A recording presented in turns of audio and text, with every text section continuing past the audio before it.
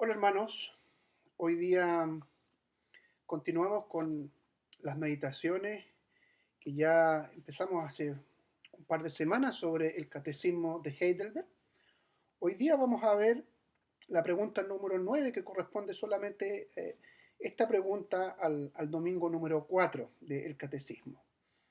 Y dice así: ¿No es Dios injusto con el hombre al pedirle en su ley que haga lo que no puede cumplir? Es una pregunta muy lícita y una pregunta interesante, porque nos hace pensar y nos hace de alguna manera eh, tratar de buscar obviamente una respuesta y una respuesta correcta según la Biblia al respecto. Porque claro, si lo vemos de una manera, podríamos decir, extra bíblica, sin conocer lo que la Escritura dice, sin lugar a dudas podríamos pensar y podríamos aseverar que Dios es justamente o injustamente está tratando injustamente al hombre por pedirle algo que es imposible que cumpla, como lo vimos hace un par de semanas y la semana pasada también reflexionando exactamente en lo mismo. Sin embargo, cuando acudimos a la Escritura, cuando entendemos estas doctrinas o estas verdades a la luz de la palabra, podemos ver con claridad. De hecho, la respuesta es no, y da un argumento.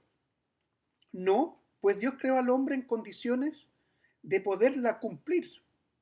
Pero el hombre, por instigación del diablo y su propia rebeldía, se privó así y a toda su descendencia estos divinos o de estos divinos dones, es decir, de poder cumplir la ley a cabalidad.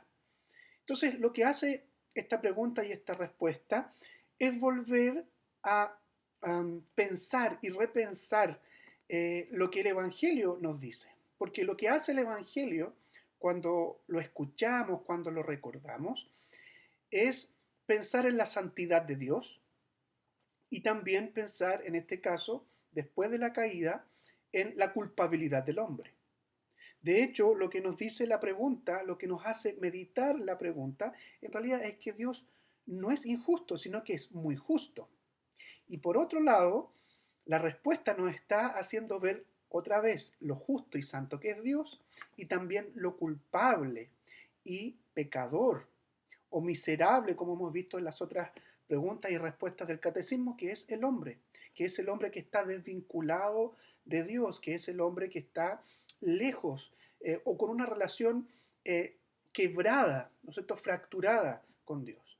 Bueno, esta es la respuesta del catecismo, pero ¿qué dice la Biblia? El catecismo también está lleno de citas para sustentar justamente esta respuesta. Yo voy a tomar una de ellas, que es la que está en Romanos, la epístola del apóstol San Pablo a los Romanos, en el capítulo 5, el verso 12, que dice: por medio de un solo hombre el pecado entró en el mundo, y por medio del pecado entró la muerte.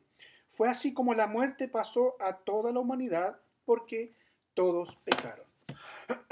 Entonces aquí el apóstol Pablo está recordando a la iglesia en Roma lo serio que es el pecado, pero también la responsabilidad que tiene el hombre delante de Dios. Porque fue el hombre que el que decidió quebrar el pacto, el que decidió romper su relación con Dios. Entonces, hoy día hemos recordado, o también podemos haber aprendido, que Dios no es injusto con el hombre al pedirle que cumpla su ley. De hecho, entendemos que la ley moral, lo vamos a ver más adelante en el mismo catecismo, la ley moral es deseable siempre para el pueblo de Dios, es deseable siempre para la iglesia. Nosotros podemos descansar, sí, en que Cristo cumplió perfectamente la ley por mí, cumplió perfectamente la ley por ti, la cumplió por la iglesia, para que, no para que zafemos de la ley, sino que para presentarnos o poder presentarnos como justos delante de Dios. Pero eso no implica que nosotros anhelemos, como dice el salmista: oh, cuánto amo yo tu ley, es mi deseo meditar en ella de día y de noche.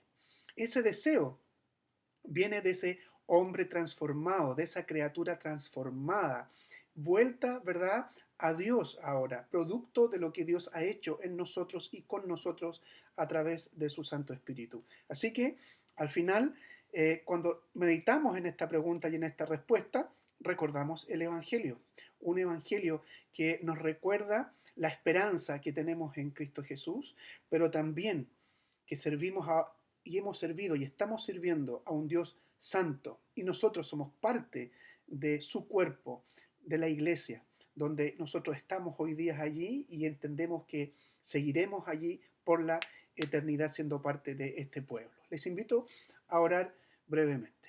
Señor, gracias porque nos entregas estas herramientas, en este caso, este catecismo tan antiguo, Señor, para poder recordar estas verdades hermosas que traen aliento y que traen consuelo y que sin lugar a dudas, Señor, nos desafían a seguir viviendo en tu voluntad. Bendice tu iglesia, Señor, bendice esta iglesia en particular, la que nosotros amamos de manera especial, la iglesia Puente de Vida. Oramos en el nombre de Jesús. Amén. Que el Señor les bendiga. Nos vemos en este sentido, en este contexto, la próxima semana.